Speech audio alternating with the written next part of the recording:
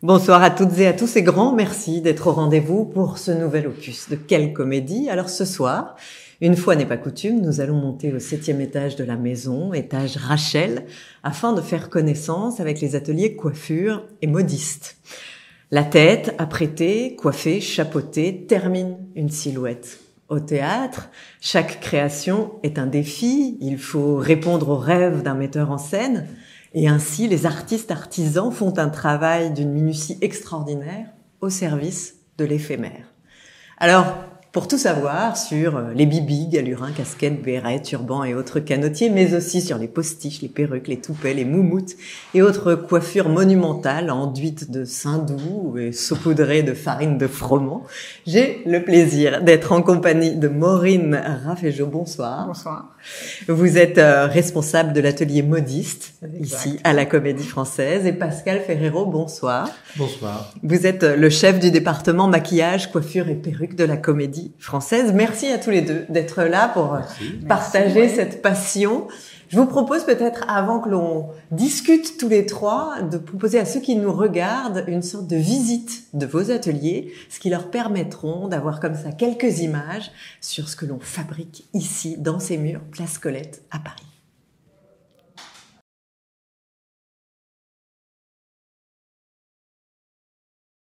Alors vous rentrez dans l'espace coiffure. Nous sommes 9. Il y a 2 responsables et 7 coiffeurs qui sont là en alternance, qui s'occupent des spectacles, donc tous les soirs, et qui sont destinés aussi à entretenir, à valoriser et à recoiffer les perruques pour les spectacles différents et pour les créations à venir. Et donc voilà, sur la table, vous avez pas mal de perruques qui vont servir pour les démons. Certaines servent pour Macbeth. Les Louis XIV qui sont là, qu'on appelle les in-folio, là et là, sont pour Cyrano. Voilà, en fait, on entretient tout sur tout le temps, sur tous les spectacles qui sont actifs et qui vont le devenir. Chacun a son poste, chacun est tenu de nous en faire un beau décor. Et voilà, oui, on a tous notre poste attitré. Avec la costumière ou le costumier et la perruquière, on se met d'accord sur la nuance, sur la longueur, sur la texture. On détermine une coiffure, parce qu'une perruque est faite en fonction de la coiffure finale, du rendu voulu. Et après, la perruquière travaille. Ici, on ne fabrique pas. On n'a pas la spécificité de perruquier. Nous sommes coiffeurs avec des notions de perruque. Les cheveux très très longs sont rares dorénavant et j'ai mis un certain temps à trouver ceux-là qui font 1m20, à peu près 1m18. Donc effectivement, c'était pour donner une impression de chevelure du début du XXe siècle, fin 19e, où les femmes gardaient leurs cheveux parce qu'il était presque interdit de les couper. Donc voilà, j'ai eu du mal à en trouver parce qu'évidemment, on travaille essentiellement qu'avec des vrais cheveux. Parce que c'est la matière la plus noble et on aspire ici dans ces locaux à travailler avec des jolies matières parce que le rendu est complètement différent des matières synthétiques ou factices. Des travaux ont été faits et donc maintenant on peut vraiment se dire qu'on a un espace et un outillage optimal pour travailler convenablement. On a même l'innovation du bac à shampoing, ce qui était vraiment plutôt périlleux avant de faire un shampoing. Mais maintenant, on est vraiment bien installé, c'est-à-dire qu'on peut aussi faire des couleurs sur les perruques, parce qu'on fait des couleurs évidemment sur les perruques. On ne fait pas de couleurs sur les comédiens, où c'est vraiment exceptionnel. On est comme un salon de coiffure, parce qu'on leur coupe les cheveux, on entretient leurs cheveux s'ils ont besoin d'avoir une coiffure spécifique avec leurs cheveux sur les spectacles. Évidemment, on fait tout ça. Nous sommes des coiffeurs avant tout. Entre autres, on utilise ce genre d'appareil qui est un peu bizarre. Bon, les fers sont un peu usagés, donc ils sont un petit peu rafistolés. C'est donc un four pour chauffer des fers. En fait, c'est la méthode que l'être humain a trouvée depuis la nuit des temps pour se friser les cheveux. Avant, c'était sur les braises ou sur le poêle. Après, on a inventé les brûleurs à gaz, donc c'était à la flamme. Et en fait, depuis, on va dire, un siècle à peu près, un bon siècle, on a ces fours, même parfois, certains sont portables, en fait, on peut voyager avec, on voyageait avec, évidemment, pour la moustache, pour toutes les petites fantaisies que le capillaire nous permet. Et donc, en fait, on utilise ça aussi très fréquemment Parce qu'en fait, on obtient des résultats avec ces outils qui ne sont pas les mêmes avec les outils électriques, avec les fers traditionnels, on va dire. Donc ça, c'était la tradition d'avant. Maintenant, la tradition, c'est les babilis raccordés à l'électricité avec un cordon. Mais ça, c'était bien avant. On a toujours besoin de cette chaleur sèche qui n'est pas la même et l'ondulation n'est pas la même. Donc oui, on s'en sert fréquemment et on s'en sert aussi surtout pour les moustaches. Alors on a des fers à moustache. C'est des fers plats en fait. Le milieu de la tige est plat. Et en fait, ce qui nous permet d'avoir aucune ondulation, justement. Et si on veut une ondulation, si on veut quelque chose de spécifique, on peut plus le contrôler avec ça qu'avec l'autre. Donc ça, c'est spécifique pour tout ce qui est postiche faciale ou tous les bords de perruque hommes pour avoir des départs on ne peut plus naturels. On entretient, on coiffe tout ce qui est barbe ou moustache, on les pose évidemment. En fait, tout ce qui concerne le poil. On essaie de dominer le poil ici et de lui donner un aspect naturel. En fin de compte, l'atelier modiste n'existait pas. À la base, il n'était pas là, il était dans l'atelier des costumières, réalisatrices, là à côté. Et quand les travaux ont été faits par Madame Bourgeois il y a une dizaine d'années, elle a récupéré cet espace qui était un escalier qui descendait dans les loges, là, juste où on est.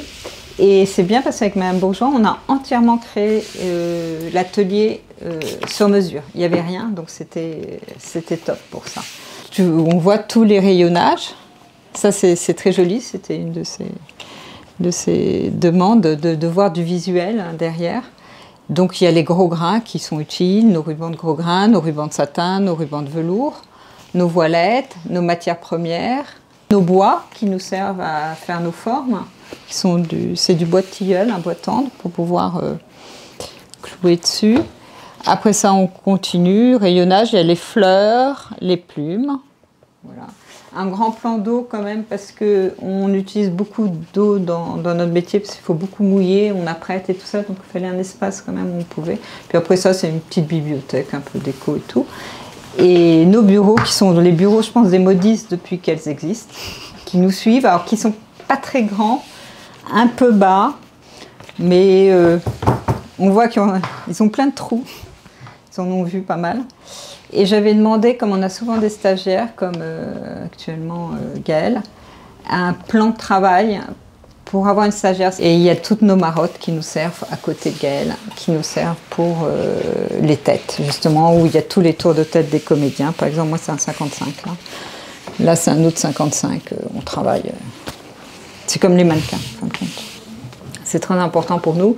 Et par moment, quand on a besoin d'agrandir, on manchonne. Ce que j'ai fait là. Tu vois, j'avais besoin d'un 55,5, j'ai pris une poupée 55 et j'ai mis un manchon dessus. Non, on a un très joli cahier qui est rangé là, avec, on a 2 cahiers même. On a le tour de tête des sociétaires et des pensionnaires, le tour de tête des figurants, qui sont les élèves comédiens et tout ça maintenant. Avant, on a figurants. Et à chaque fois qu'il y a quelqu'un d'engagé ou quelqu'un de nouveau, quand on lui prend sa prise de mesure, on va prendre le tour de tête et on le met. Voilà. Donc on a hommes et femmes. Voilà. Donc depuis, par exemple, là c'est Gisèle Casadesous, 54,5. Donc ça remonte quand même. Ouais. Eh bien, quel voyage! On est juste 7 étages au-dessus, hein, et on a vu, voilà, ce fourmillement. On dit souvent de la Comédie Française que c'est une ruche de projets, c'est une ruche de comédiens, et c'est une ruche de métiers, définitivement. On a vu vos 2 ateliers. Chez vous, Pascal, 9 personnes travaillent. Oui, nous sommes 9 en permanence avec une équipe qui roule de toute façon de 4 personnes. Et 2 responsables. Ouais, qui roulent selon les heures du jour et selon les besoins, selon le planning, selon les calendriers, et selon les modules de répétition ou d'exploitation. Voilà. Et chez vous, plus réduit? Plus réduit, 2 mois et j'accompagne quelqu'un dans le travail, une modiste aussi. Ouais. Voilà. Et votre atelier, on l'a vu, qui est comme ça au cœur, vraiment au carrefour en fait de l'habillement, de la coiffure. Oui, parce que la particularité de l'atelier modiste, c'est de faire hommes et femmes. Donc on est vraiment au cœur entre les femmes à droite et les hommes à gauche. On est le centre. Et si on parle d'ailleurs des particularités, vous allez me dire si jamais je fais erreur, Maureen. Oui. Je crois que tous 2, évidemment, votre travail concerne tout ce qui se passe à la salle Richelieu, mais est-ce que vous travaillez aussi pour le studio et pour le Vieux Colombier? Alors quand il y a des demandes particulières, oui, bien sûr, nous travaillons pour le studio et Vieux-Co. Et j'aime beaucoup apporter mon savoir-faire en dehors de la salle Richelieu. Et dernièrement, on a travaillé pour les Culottés au studio et la Reine des Neiges au Vieux-Co. C'est les deux derniers projets où on a vraiment fait des créations pour ces deux pièces. Sur mesure. Oui, vous, Pascal, non? Si, on peut éventuellement intervenir éventuellement si le temps nous le permet. C'est toujours une question de temps et de demande. Parce qu'effectivement, si la demande est précise et demande du temps, c'est plus complexe. Mais c'est vrai que là, pour le culotté, récemment, on a fabriqué une barbe, une moustache pour la femme à barbe. Et j'ai construit une petite coiffure chinoise pour Françoise. Mais ça doit rester assez presque anecdotique. On ne peut pas subvenir à toutes les demandes. Non. Oui, parce que j'évoquais cette minutie à chaque fois. Il faut quand même que ceux qui nous regardent se rendent compte qu'à chaque fois, c'est vraiment un objet d'art. Pourtant, on peut se dire au théâtre, on voit tout de loin, et au contraire, en fait, on est dans un raffinement total. C'est une optique qu'on n'utilise plus. Enfin, moi, j'ai commencé il y a longtemps. J'ai commencé d'ailleurs au théâtre. Et déjà, à l'époque, on ne se permettait pas de dire c'est vu de loin. Donc, il y a une trentaine d'années déjà. Donc, encore moins maintenant. Et en fait, comme j'ai avec moi la facilité de dire que c'est filmé parce qu'il y a énormément de captations. Bien sûr, donc ça évidemment, tout ce qui peut être potentiellement visible en loge ne doit pas l'être sur le plateau. Donc ça m'aide à avoir un travail encore plus fin et encore plus invisible. Et c'est ce que j'aspire à faire. Ouais. Alors vous avez dit quand j'ai commencé, c'est aussi une question que je voulais vous poser. Je trouve que c'est toujours dans des métiers comme ça qui sont pas des métiers qu'on fait au hasard. C'est comment naît la vocation. Quel était le premier désir par rapport à vous, la coiffure, vous, les chapeaux? Alors moi, les chapeaux, j'ai toujours su que je voulais faire des chapeaux. C'est très particulier. Je sais que c'est bizarre, mais j'ai toujours voulu faire des chapeaux. C'est une passion. Parce que vous en portiez, parce qu'autour de vous on en portait? Pas du tout. J'aimais beaucoup la mode et tout, et je me suis dit, je vais pas m'orienter vers le costume, je vais m'orienter vers le chapeau, la tête, parce que ça termine une tenue, ça apporte le point final d'une tenue. Mais j'ai un parcours classique, j'ai un bac général et j'ai fait un apprentissage après mon bac, mais en sachant que c'était vraiment ce que je voulais faire. Donc moi, ma voie, dès 16 ans, je l'avais déjà choisie. Et cette voie, dès 16 ans, c'était faire des chapeaux. Mais faire des chapeaux, on peut le faire pour la mode, on peut le faire pour le théâtre. C'est pas la même vocation du chapeau. Non, pas du tout. Et moi, c'était vraiment le chapeau pour la mode. Donc, j'ai commencé en haute mode, pour la haute couture. Voilà, mon parcours vient de la haute couture. Et ça m'intéressait plus que... Au départ, je voulais rentrer chez Saint-Laurent en apprentissage. Et Saint-Laurent fermait ses ateliers. Donc, ils n'ont pas voulu prendre d'apprenti. Parce que après ça, ils pouvaient pas le garder ou la garder. Et donc j'étais chez un modiste qui est mort depuis, qui s'appelait Jean Barthé, qui faisait tous les ateliers de chapeaux modistes fermés petit à petit, faisait pour tous les défilés de haute couture. Donc on a récupéré les défilés comme ça. Et donc j'ai appris chez lui et j'ai vraiment appris façon haute couture. Voilà. Je suis venue au théâtre après. Et est-ce que dans la mode déjà, on a quand même le sentiment de raconter une histoire avec un chapeau? Parce que quand on s'adresse à des personnages de théâtre... C'est une mise en scène de toute façon. Oui, c'est une mise en scène. Encore plus éphémère que le théâtre. Oui, c'est élégant, c'est mystérieux, c'est ce qui me plaisait. Oui, c'est mystérieux, c'est élégant, on peut jouer avec. Voilà. Et comme on joue avec au théâtre, le chapeau joue beaucoup sur scène, c'est très important. Et vous, Pascal? Le parcours, alors moi la coiffure c'est un hasard total, parce que j'ai jamais pensé devenir coiffeur. Donc j'ai atterri dans un salon à 17 ans et demi à peu près, et comme ça, complètement par hasard, bref. Et donc je me suis un peu intéressé à la matière, et au bout de mon apprentissage, j'ai dit bon, je vais rester un moment pour voir. En plus, comme c'était quand même dans des très beaux quartiers, donc c'était quand même plutôt agréable dans le 8e.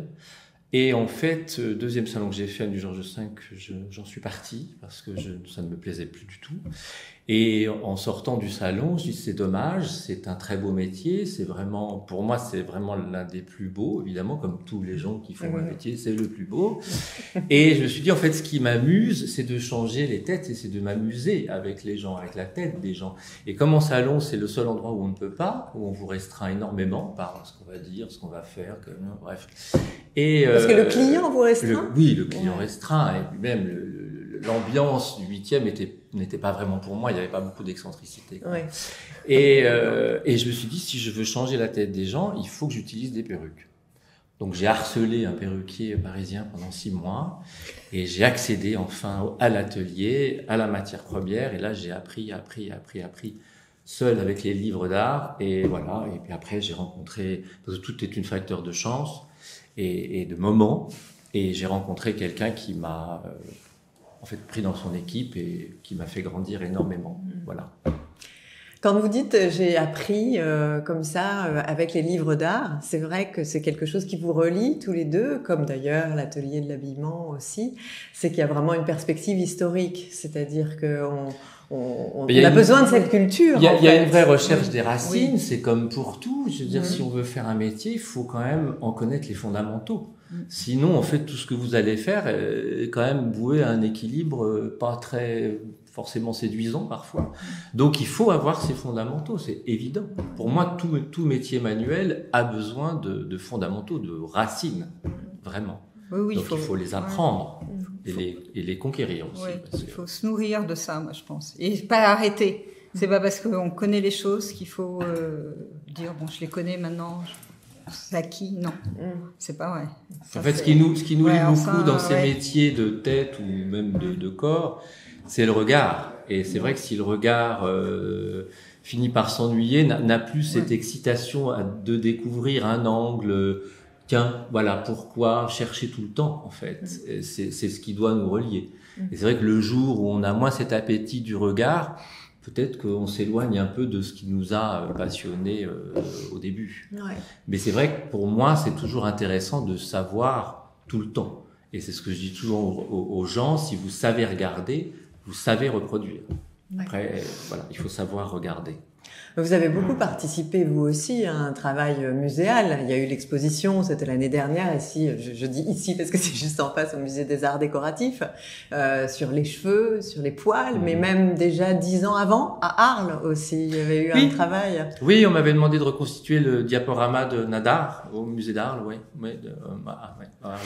Donc là, voilà, c'est ça, on est vraiment dans le contact avec l'histoire. Oui, mais c'est intéressant parce que en fait, l'humain est le même depuis très longtemps et il a toujours la même aspiration, plaire, enfin, et user des accessoires qui lui sont donnés. Et les cheveux, c'est quand même quelque chose qu'on a immédiatement sous la main. Donc, oui, c'est très intéressant. Ouais. C'est d'ailleurs le seul, je pense, élément un peu imputrescible de notre corps. Ça l'est. Oui. Mais ça doit être aussi résistant que les dents, je crois. Vous avez dit conquérir. En quoi conquérir? C'est une question de geste? C'est une question c'est une question, oui, parce qu'en fait, conquérir dans le sens où vous êtes... moi, je suis content à partir du moment où pas seulement le regard est content, mais le geste est content. C'est-à-dire que le geste est suffisamment bon pour se dire, c'est bon, c'est ça. Et après, le regard valide. Mais au bout d'un moment, c'est un peu comme si le geste validait le fait que c'était bon. Et ça se fait assez naturellement avec l'expérience. Et c'est vrai, quand vous avez un doute, moi, parce que je doute évidemment, parce que si on ne doute pas, sinon, je vois pas ce qu'on fait là. Quand vous avez de l'expérience, quand votre main a assez d'expérience, elle vous dit si c'est bon avant de le savoir, vous. Et c'est vrai qu'il y a un monsieur qui il y a pas très longtemps a écrit un livre là-dessus, sur le fait que la main sait avant l'intellect. Ouais. Et je suis complètement d'accord avec lui. C'est-à-dire qu'à partir du moment où vous faites un métier depuis des années, que vous avez les mêmes recherches de satisfaction de la personne que vous coiffez et de vous-même, parce que c'est quand même une satisfaction mutuelle, sinon ça ne marche pas, c'est un dialogue. À partir du moment où vous n'avez pas ce geste qui conclut, qui satisfait, même si vous pourriez en faire d'autres de gestes. Mais le geste qui permet de vous dire « Ah, c'est bon », quelque part, d'une manière ou d'une autre, valide la chose aussi envers la personne que vous êtes en train de préparer. Et c'est ça qui est assez fascinant, en fait, dans ces métiers. Ouais. Finalement, le travail Le aussi doute apporte une forme de confiance aussi dans le geste. Oui, c'est une validation quelque part. Ouais. Voilà. Et c'est assez intéressant, en fait. Et il n'y a que l'expérience qui peut amener à ce genre d'observation. Vous ressentez la même chose, vous, que le geste, voilà, quelque chose. Le geste c'est très important, mais c'est vrai, on l'a acquis, on le connaît. Et ça, moi, c'est le volume hein, qui est satisfaisant pour moi. Une fois que j'ai trouvé mon volume, je sais que je tiens ma forme, mon chapeau, Le volume, il a une main? Le volume, il a une main, il a surtout une interprétation dans l'espace et une vision globale avec le costume. Il est très important. Il ne faut pas qu'il écrase le comédien, la comédienne, qu'il soit plus important que la robe portée. Ça, il doit que embellir. Donc, moi, le volume, une fois que j'ai trouvé mon volume, j'ai beaucoup de plaisir à me dire, je l'ai trouvé dans ma tête. Maintenant, il faut que je le mette en musique. Ouais. Et c'est là où mes mains, mon geste, apparaît. C'est clair. Voilà. Il y avait quelque chose de très musical dans ce que vous disiez, Pascal, aussi. C'est vraiment, il y a quelque chose. C'est un peu le boum. Oui. Voilà. Ouais. Et ce que je trouve beaucoup plus nourrissant que le travailler au cinéma ou à la télé, c'est-à-dire qu'au théâtre, il y a quelque part, et c'est peut-être un peu égocentrique de dire ça, quelque part, mais en fait, ce qu'on apporte au comédien, il l'emmène avec lui sur le plateau. Et ce que j'aime, justement, c'est de pouvoir lui donner ce qui va lui permettre d'être, ce qu'il doit être, ce qu'il doit jouer sur le plateau. Et c'est en ça que mon métier, je le trouve important. C'est-à-dire que je vais lui donner un accessoire qui va lui permettre de ne pas avoir à chercher à jouer certaines choses, parce que le fait qu'il ait ce look-là, cette tête-là, avec ce chapeau, cette perruque, fait en sorte qu'il a déjà pas à jouer ça. Ouais, c'est ça. Ouais. Donc il va pouvoir se permettre d'être un petit peu plus à l'aise. Donc c'est un peu prétentieux peut-être de dire ça, mais j'aspire à ça. Voilà, c'est ça mon rôle, c'est de l'aider à y aller, voilà, et à jouer. Parce qu'en fait, quelque part, on joue, on participe au jeu. On joue. Mais moi, souvent, les comédiens ou les comédiennes jouent avec le chapeau. Ça les aide dans leur mise en scène. Ouais. Souvent, beaucoup. Ça, on enlève un chapeau, on a un mouvement, on balance par terre. C'est vraiment un accessoire qui aide à jouer. Oui, mais c'est un accessoire qui peut être malmené aussi. Oui, bien sûr, malmené. Aussi. Oui, toujours. On prend toujours en compte. Oui, ça c'est le théâtre. Mais de toute façon, tout ça reste des accessoires, que ce soit un sac ou même des cheveux. On peut jouer avec, on peut se les arracher, on peut défaire. Dans Macbeth, par exemple, exactement, Lady Macbeth, elle s'arrache. Voilà, c'est ça. Ça reste des accessoires de jeu. Mais c'est un peu comme si vous aviez mis la pièce du puzzle là où il fallait. Et qu'effectivement, hop, on peut croire en ce qui se passe. Ouais.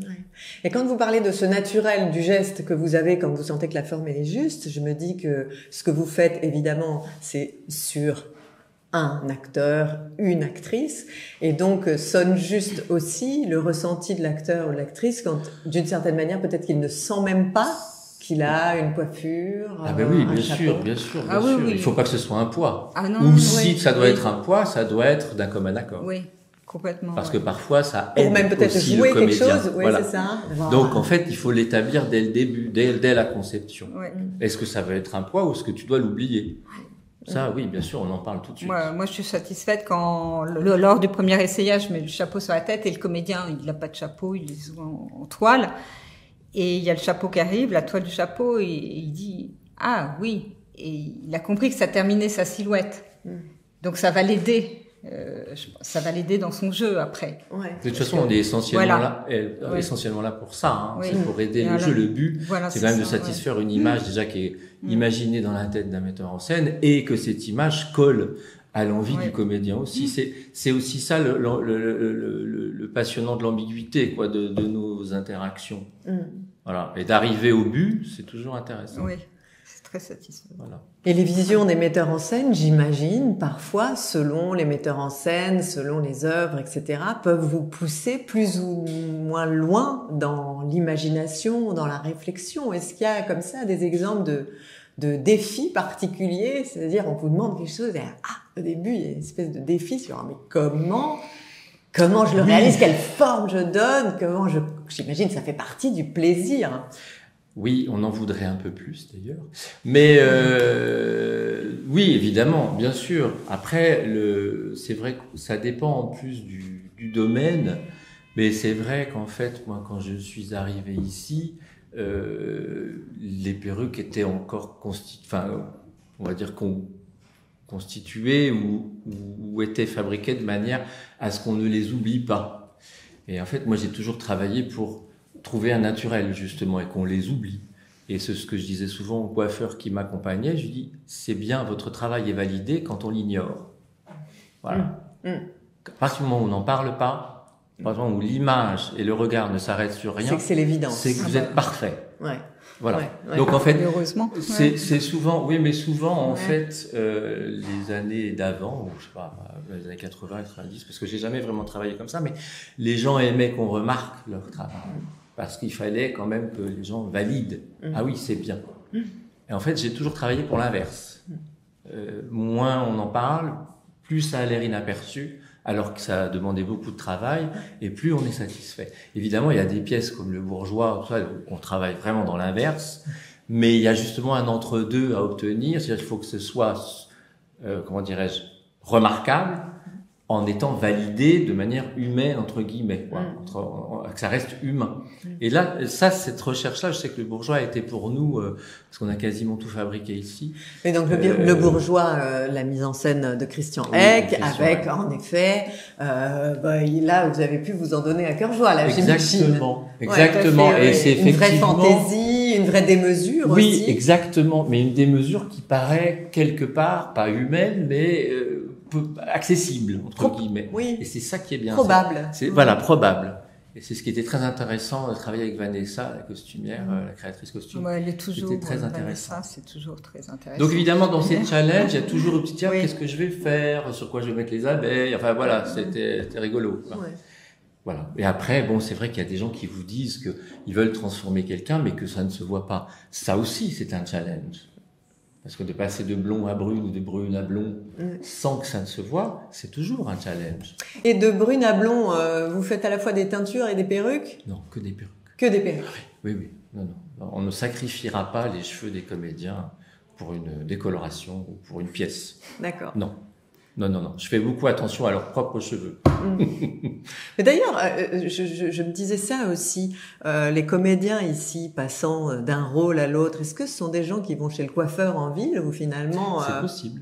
C'est possible. Quand il y a des... Parce que peut-être que, je veux dire, chaque rôle a peut-être un besoin de coupe ou de pas coupe. Je me disais que vous pouviez aussi finalement être le coiffeur. Bien sûr, mais les coupes on les entretient. Hein. Ouais. En fait, souvent je les emmène chez des coiffeurs pour les colorations, parce qu'on n'a pas le temps ni de faire les colorations ni les colorations. Ouais. Mais pour les coupes, c'est nous qui entretenons. Ouais. Ça fait aussi partie de bien du sûr, travail de l'atelier. On est coiffeurs. Ouais. Les coiffeurs coupent à la base. Dans tout ça, il y a évidemment une question de confort. Vous avez parlé du poids, mais je me dis, quand on disait des accessoires qui peuvent être malmenés, c'est aussi des accessoires qui vont être portés beaucoup, avec des comédiens qui vont suer, qui vont... voilà, tout ça. Ça fait partie des choses qu'il faut prendre en compte. Ah oui, à la base, oui, complètement. Nous construisons nos chapeaux pour qu'ils soient légers, sinon les comédiens ne l'acceptent pas. Mais on tient compte de la transpiration, on sait que ça joue, on sait que c'est malmené, tout ça, donc on a des petites astuces pour que ça tienne dans le temps. Voilà. Et puis on travaille aussi beaucoup avec Pascal parce que par moment les chapeaux doivent être fixés sur les perruques, ou sont même cousus par moment sur les perruques. Donc c'est important d'avoir un lien entre nous deux, entre les deux ateliers.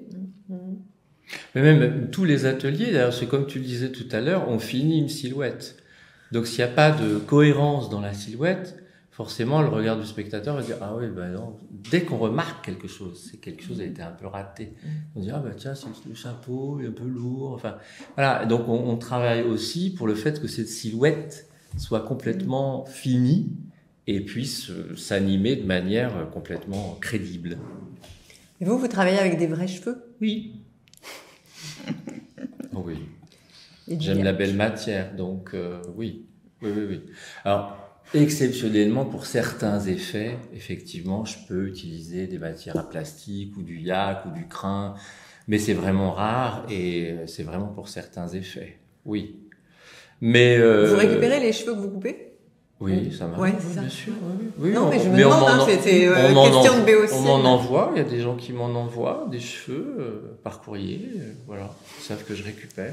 Oui, bien sûr, je récupère. Bien sûr, oui. Et pour qu'on comprenne, qu'on se rende compte, une perruque sont des vrais cheveux, etc., c'est cheveux par cheveux? Alors, pour la plupart de la surface, oui. En fait, tout ce qui concerne la demi-tête, oui, c'est du un poil, c'est le par-cheveux. Et si les nuques sont relevées, tout autour, c'est un poil aussi. Et à l'intérieur, ça peut être 2 à 3. Ah ouais, c'est combien de temps pour faire Alors, ça dépend du perruquier. Si c'est moi qui l'a fait, c'est long. Mais si c'est des gens qui font ça toute la journée, c'est moins long. Ça dépend de la perruque. Plus les cheveux sont courts, plus c'est long. Parce que forcément, les nœuds sont différents. En plus, si c'est des cheveux courts, c'est du double nœud. Donc, c'est double temps. Voilà, donc il y a 1001 façons de faire une perruque, il y a 1001 façons de fabriquer. Ouais. Ça dépend des demandes. Voilà, ça dépend de la coiffure finale, ça dépend de tout en fait. Mais bon, il faut pour un perruquier digne de ce nom, il faut quand même bien 2 semaines. Ouais. Est-ce que vous avez chacun une période historique favorite? Est-ce qu'il y a, j'allais dire, un âge d'or, on se dit quand même, Marie-Antoinette, toute cette période-là devait être, quand on pense perruque, absolument extraordinaire. On se dit que, je sais pas, peut-être que les années 20 pour les chapeaux, mais je suis nulle. C'est vraiment, je pose des questions comme ça. Pour moi, je dirais que c'est la Révolution et l'Empire. Parce que on découvre des formes... les chapeaux étaient en empire un peu extravagants et tout ça. Il y avait des dentelles, des rubans, oui, c'était féminin. La taille commençait à s'affiner. Moi, c'est une période que j'aime beaucoup. C'est sûr qu'après ça, les années 20, c'est mignon et tout ça, mais ça se rapproche petit à petit plus du contemporain. Ouais. C'est peut-être trop proche encore de notre époque. Tout ce qui est capote, ces petits chapeaux avec des petites visières qui encadrent le visage et tout ça. Je trouve ça très féminin. Et puis on peut tricher avec des matières, on peut mettre de la paille, faire des plissés dedans. Moi, j'aime bien. Il y a un travail très féminin derrière à faire. Et pour autant, les hommes portent les chapeaux aussi. Empire, les hommes portent des chapeaux. Non, parce que vous dites c'est un travail très féminin et des formes très féminines. Oui, mais alors on peut, quand il y a des cocardes et tout ça, on peut s'amuser. Ouais. Il y a aussi dans cette période des rubans, des formes sont plus classiques. C'est vrai que je reviens toujours un peu vers la femme, moi, mais j'aime beaucoup. J'aime beaucoup travailler les chapeaux d'hommes aussi. Hein. Alors peut-être pour les chapeaux d'hommes, peut-être plus les contemporains ou les années 40, 50.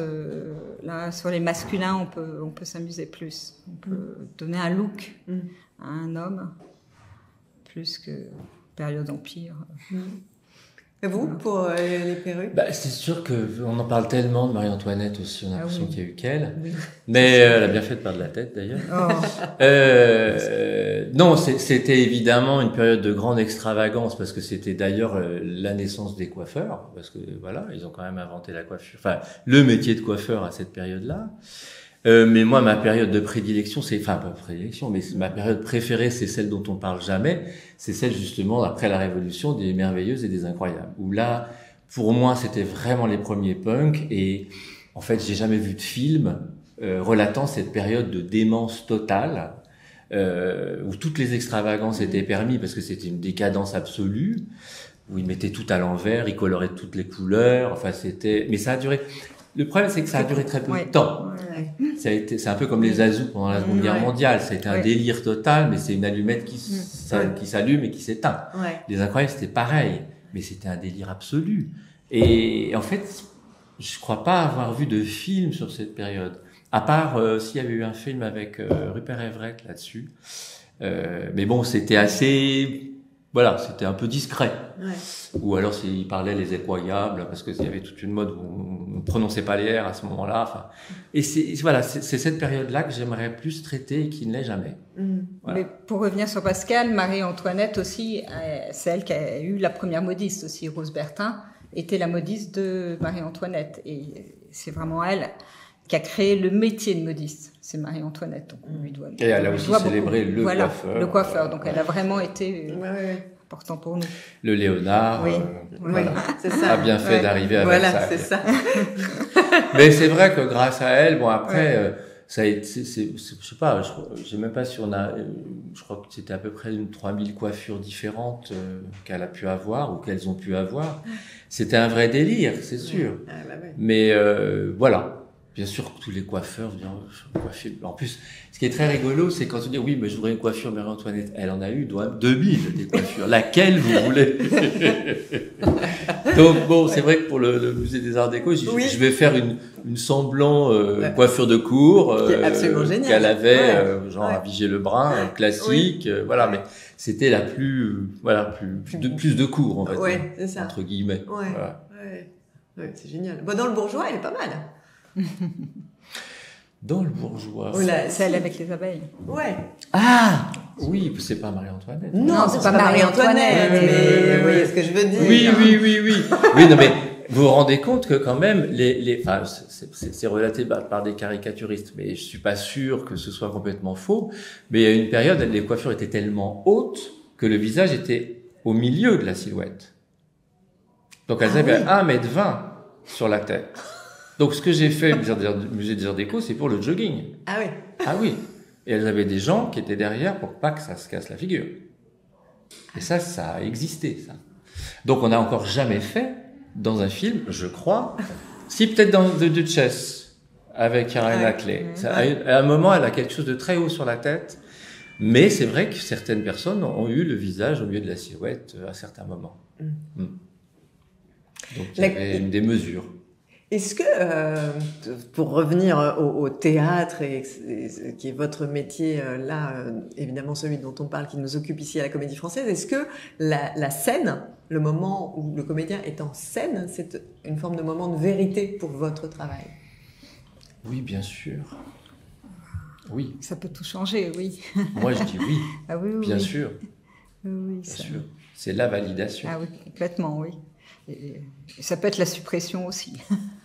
Mais le fait d'avoir autant d'expérience fait que moi, je sais que mon travail, il est que je valide bien en amont pour que la scène ne soit que la découverte et c'est tout. Et la confirmation. D'une évidence déjà testée. Oui, parce qu'en fait, c'est quand même un investissement. Une perruque, ça coûte cher.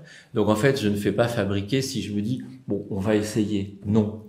Je sais qu'à partir du moment où je dis au metteur en scène ou au comédien on essaie, je sais que ce sera validé. Voilà. C'est comme ça que je vois mon travail. Moi, j'espère toujours que c'est validé, mais la mise en scène peut toujours bouger et un chapeau peut toujours être supprimé. Ça, pour une question de lumière, justement de jeu, ça peut toujours arriver. Ça, je suis toujours prête à ça. Donc, je m'attache pas trop aussi au chapeau et à la silhouette. Oui, parce qu'il peut y avoir des déceptions. Tout à fait. Il y a des déceptions par moments. Oui. Et petit à petit, pendant des mises en scène, il y a des choses qui s'élaguent et ça, souvent, ça arrive au chapeau. Mais vous diriez que le chapeau est un peu le parent pauvre de ces choses qui s'élaguent? Complètement, tout à fait, oui. Et puis si le comédien ou la comédienne n'est pas à l'aise, ça se rapporte souvent sur le chapeau, parce que ça fait une ombre sur le visage, ça peut l'encombrer, c'est tout un art dans la vie quotidienne, de porter on ne les porte plus le chapeau du tout. Voilà. Donc autant avant on l'intégrait complètement et on savait l'animer. Là maintenant on a un petit peu pris de la distance avec ça. Donc effectivement quand on se retrouve avec un chapeau sur scène, qu'est-ce qu'on en fait? Enfin, comment je fais pour ne pas paraître pas à l'aise? Parce qu'avant évidemment ça faisait partie de l'habillement, de l'habillage quotidien au théâtre, dehors. Et là maintenant on n'en a quasiment plus. On a des casquettes, c'est tout. Des bonnets. Des bonnets. Oui, des Donc, casquettes. des bonnets, en oui, fait, oui, oui. effectivement, cet éloignement de l'objet a fait que, sur scène, je dis, en fait, ou alors, on va vous dire des choses complètement dingues. C'est trop théâtral. Bon, d'accord, ok, écoutez. J'ai pas trop compris, alors. C'est amusant. Si on parle du processus de la création, vous nous avez dit 15 jours à peu près, comme ça, si on doit faire gros pour une perruque. On a une production au mois de juin, là, par exemple. Quel est à peu près le calendrier pour être prêt au mois de juin pour vous? Qu'est-ce que ça représente? Moi, je me cale sur les essayages des ateliers, tailleurs et costumières et actrices.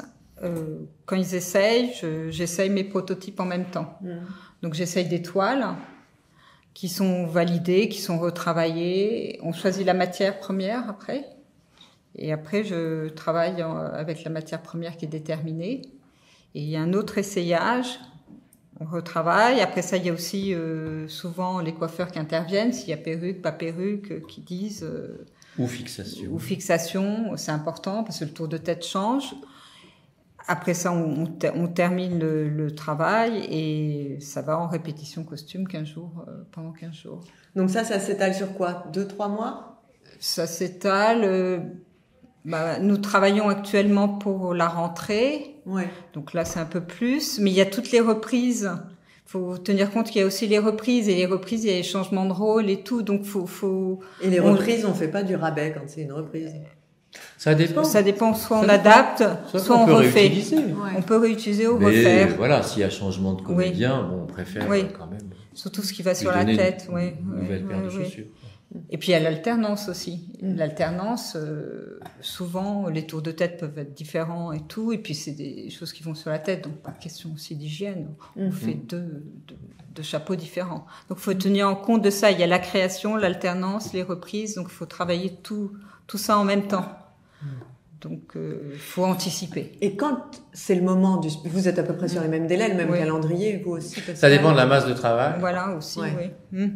Ça dépend de la masse de travail et ça dépend des transformations, ça dépend des idées des metteurs en scène, ça dépend des idées des créateurs de costumes et leurs envies, leurs fantasmes. Ça dépend de tout, mais c'est vrai que pour un spectacle du mois de juin, il faut que je m'y mette hier.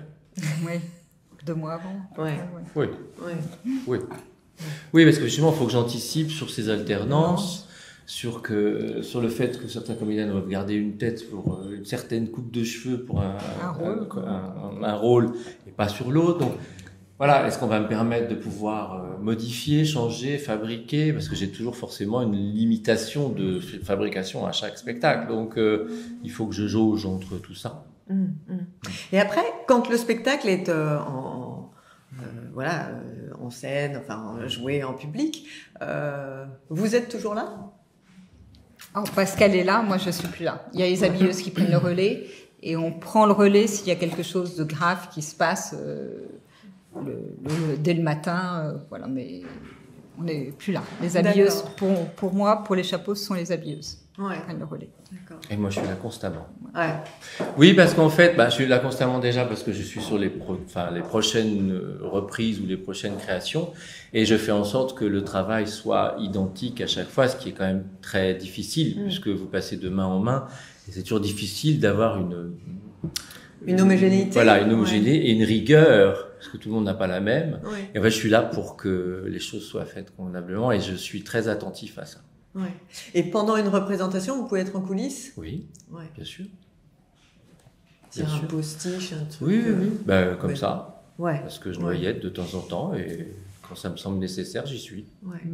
Et en termes de conservation, parce qu'on a parlé évidemment de ces reprises, ça veut bien dire qu'il y a des spectacles, qu'on va reprendre, mais qui peuvent passer une saison ou plusieurs saisons.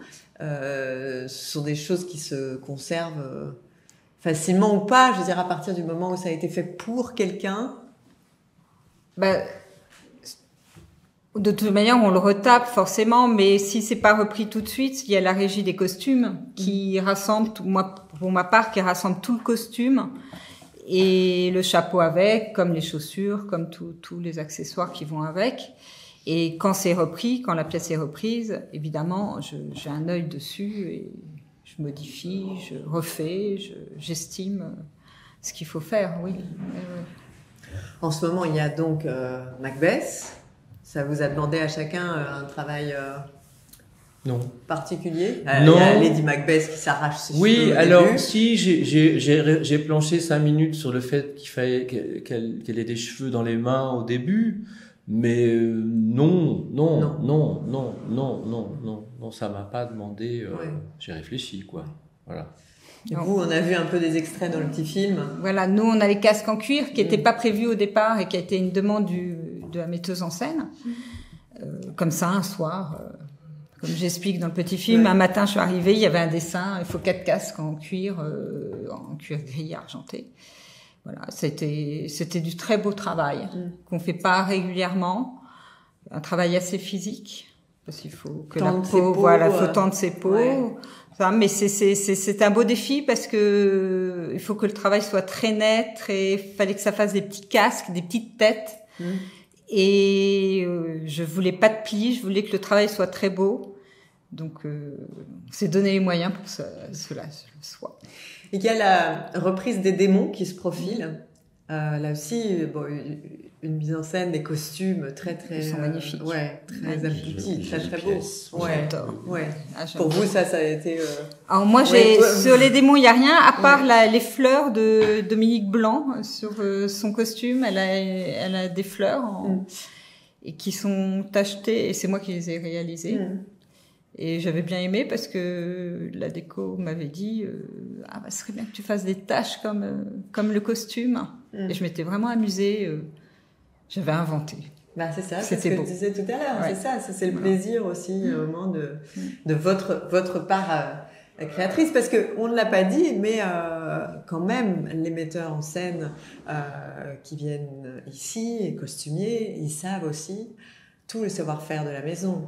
Donc il y a, j'imagine, un plaisir particulier à savoir qu'il va y avoir pour réaliser leurs fantasmes les plus fous les personnes qu'il faut. Mais c'est ce qu'il faut. Donc de ça toute engendre façon, aussi. C'est ce qu'il faut proposer de toute façon. C'est ce qu'il faut leur donner quand ils arrivent. Il faut leur donner un écho, quoi. Autrement, ça ne sert pas à grand-chose. Il faut vraiment répondre à leurs besoins et même aller beaucoup plus loin. C'est en ça qu'on aime l'expérience chez les gens, c'est qu'à partir du moment où vous demandez quelque chose, si vous avez quelque chose qui vous surprend encore plus, c'est là qu'on dit je suis tombé sur quelqu'un de très bien. Il a été au-delà de ma demande. Oui, bien sûr. C'est toujours, pour moi, c'est surréaliste, quelqu'un qui va bien au-delà de ce que vous demandez. Waouh, ça ne m'est pas toujours. Donc moi, j'essaye d'être dans ce cadre-là autant que possible.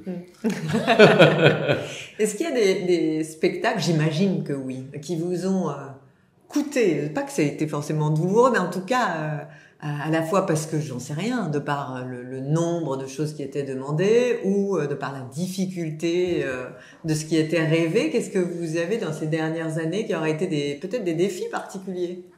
Alors pour moi, les défis, c'est une chose que je veux dire, mais c'est les coiffes de religieuses. Okay. C'est vraiment très particulier. Il y en a tellement. Il y a tous les styles. Il y a toutes les époques, les régions. Et à chaque fois qu'on me donne une maquette ou une photo avec une coiffe de religieuse, je me dis waouh, le volume, tout. Et j'essaie de comprendre. C'est toujours un défi, une coiffe de religieuse pour moi. C'est selon les ordres, c'est jamais la même. Ouais. Voilà, et que ça soit italien, français, c'est très particulier. Et c'est le seul accessoire où elle pouvait avoir un peu d'excentricité. Voilà, et c'est ça qui est étonnant. Concurrence. Non, mais c'est vrai que par moments c'est très excentrique, et je me dis, mais ça pouvait pas être excentrique. C'est une coiffe de religieuse. Mais si, le volume, il est complètement délirant. Donc c'est les coiffes de religieuse. Ouais. Et jusqu'à maintenant, à chaque fois que m'en a demandé une, c'était jamais la même. Donc voilà. Moi, c'est le bourgeois en fait qui m'a demandé beaucoup d'heures. Ouais. Beaucoup d'heures, parce que tout le monde avait quelque chose. Tout le monde avait quelque chose qu'on avait plus ou moins fabriqué nous, grâce ou à cause du Covid, ça dépend comment on le prend.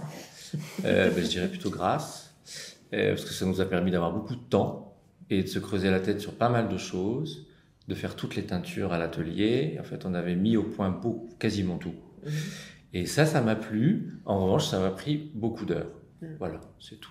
Ouais. De mettre au point le ressort de Christian, voilà, pour avoir l'élasticité, enfin bref. Voilà, mais c'est juste de la fatigue, c'est pas plus difficile que ça. Mais ce qui est toujours, c'est ce que je veux toujours avoir aussi dans ce métier, c'est de me dire, je vais pas y arriver. C'est ce qui fait qu'on revient le lendemain, en fait. Ouais. C'est rigolo. Ouais. C'est rigolo. Quel que soit le but, évidemment, il faut que ce soit un peu compliqué. Moi, j'essaye de pas douter, justement. Si je doute, j'y arrive pas, contrairement à Pascal. Ouais. Voilà. Ah si, moi, j'ai besoin de douter. Ouais. Moi, j'ai besoin de tout en sachant que ce doute, pour moi, n'est que quelque chose, une petite voix qui me sert pratiquement à rien. Mais j'en ai besoin. C'est comme une espèce de dialogue, quoi, avec soi-même, quoi. Ouais. Un petit moteur. Oui. Ouais. Il y a quand même une question qui est importante aussi, c'est la question de la transmission, parce que vous êtes ici dans une maison qui vraiment pour ses ateliers est quand même exceptionnelle et magnifique. Vous avez appris, j'imagine aussi beaucoup en étant dans la maison. Vous êtes aujourd'hui avec un savoir. Est-ce que la transmission c'est un devoir, c'est une mission? Est-ce que ici ça se fait? Est-ce qu'il y a des... Actuellement, j'ai une stagiaire. J'en ai régulièrement toute l'année. Ça enchaîne. Là, j'en ai même beaucoup. Donc, elles sont en école. Bien sûr, je transmets et j'aime beaucoup ça. Moi, j'aime beaucoup. Et quand elles viennent, généralement, je les fais pas travailler sur les pièces sur lesquelles on travaille. Je leur dis de réfléchir à un projet et je les aide dans ce projet. Et justement, je leur apporte mon savoir-faire, ma pédagogie, pour leur expliquer qu'elles avancent comme ça. Donc oui, puis après ça, on a les stagiaires de 3e qui viennent dans les ateliers. Bon, je sais pas si on leur transmet grand-chose, mais on leur explique. Ou un métier qu'ils connaissent pas. C'est une nouveauté. Et moi, c'est un but. C'est un but, parce qu'effectivement, quand je suis arrivé ici à 7 ans, quand j'ai eu mon interview avec Eric, j'étais surpris de ne pas avoir d'école, de formation déjà intégrée à la structure qui existe depuis des centaines d'années. Et en fait, j'espère que ça a un peu séduit et j'aimerais justement, pendant mon parcours ici, installer ça. Parce que, comme vous le dites si bien, je pense que c'est un devoir. Et on se doit, même si ça n'est que transmettre l'envie, au moins c'est ça. Après, on fait des métiers artistique, c'est-à-dire qui joue beaucoup sur le parcours personnel, sa propre culture et sa propre vision des choses. Tout ça est un peu abstrait. Mais effectivement, les techniques sont là. Les techniques, c'est ce que je disais. En fait, moi, j'ai animé pas mal de stages à l'extérieur pendant une vingtaine d'années sur les coiffures d'époque. Et comme je disais aux gens, notre métier, je veux dire, c'est 40% de technique et on va dire 60% d'artistique, psychologie inclus, parce qu'on fait beaucoup de psychologie. Ah bah oui, bien sûr. Parce que c'est quand même sur la tête de dans la quelqu'un, séduction, dans le confort, dans l'approche, et dans peut-être ce que j'aime aussi parfois donner aux comédiens, c'est justement on est au théâtre, donc on joue. Donc permettez-nous de jouer même en coulisses, parce que c'est quand même ce qu'on aime aussi. Mais c'est de leur donner peut-être l'accès à un personnage qu'ils n'auraient peut-être pas pu interpréter sans ça. C'est aussi ça notre rôle. Et en fait, je dis aux gens, soyez ce que les gens n'attendent pas de vous, mais aidez-les. Et donc, en fait, ça n'est pas technique. Et c'est ce que j'aimerais transmettre aussi par ces stages et ces formations. Donc, j'espère que ça va venir bientôt et que je pourrai accueillir des gens, des apprentis dans mon atelier. J'y travaille. Eh bien, un bon entendeur, n'est-ce pas? Je vous remercie beaucoup tous les deux d'être venus partager comme ça cette passion, ce plaisir. Moi, je suis sûre qu'il y a des vocations aussi qui naissent comme ça quand on entend les gens parler de ce qu'ils aiment profondément et d'un monde qui, en effet, permet quand même toutes les fantaisies et les folies. Alors, profitons-en. Tout à fait. La semaine prochaine, vous retrouvez en direct à 19h, comme chaque semaine, Béline Dola. Merci beaucoup à Andrea Vilchange et à Rosalie aujourd'hui pour la réalisation de cette émission et passez une très belle semaine.